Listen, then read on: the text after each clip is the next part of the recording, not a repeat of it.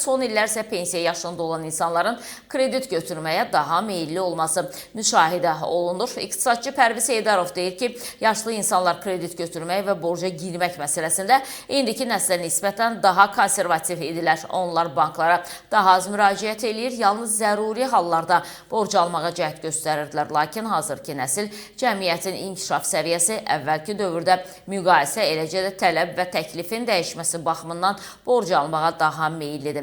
Bankların da fiziki şəxsləri borc əsarəti altında saxlamaq imkanları geniş xarakter alıb. Pensiyaçıların kredit götürməsi isə birbaşa onların şəxsi ehtiyacları ilə bağlı deyil. Əksinə, bu kimi halların əksəriyyəti gənclərin atdığı addımların nəticəsidir. İqtisadçı əlavə eləyir ki, bu sahədə qanunvericilikdə müəyyən boşluqlar mövcuddur. Gənclər himayələrində saxladıkları pensiyaçıların güzəşt imkanlarından yararlanaraq banklardan kredit götürürlər. Bu istiqamətdə məhdudiyyətlərin tətbiqi məqsədə uyğun olardı.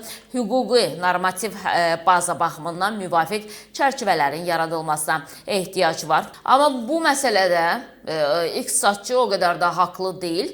Kiminsə nənəsi pensiya alırsa, yəni bugün nəvəyə əgər müəyyən məbləğ lazımdırsa, bunu bankdan nənəsinin pensiyası hesabına götürə bilirsə və həyatında hər hansısa bir düzəliş etmək istəyirsə və yaxud həyatında düzənə qurmaq istəyirsə, qoymaq istəyirsə, özünə iş açmaq istəyirsə, nəyisə bir şey və yaxud da ki, bir toy etmək istəyirsə, niyə də olmasın? Buna da mı müdaxilə edəcəksiniz ki, kiminsə oğlu anasının adından pul götürməsin və yaxud da ki, nəvəsi və yaxud da ki, nə bilim, bacısının qızı, qardaşının qızı pensiyaçı nənəsinin mi, xalasının mı adından pul götürməsin. Valla qanuna boşluqlara baxanda daha ciddi boşluq olan sahələr var. Yəni buna köklənsələr bizim aidiyyatlı şəxslər daha yaxşı olar. Nəinki nənənin adından nəvə kredit götürür, biz bunun qarşısını almalıyıq. Çünki nənə sonra lazım olanda istifadə edə bilmirmi və yaxud da ki, necəsə. Hər halda belə bizim ekspertlərimizdən də maraqlı fikirlər çıxır.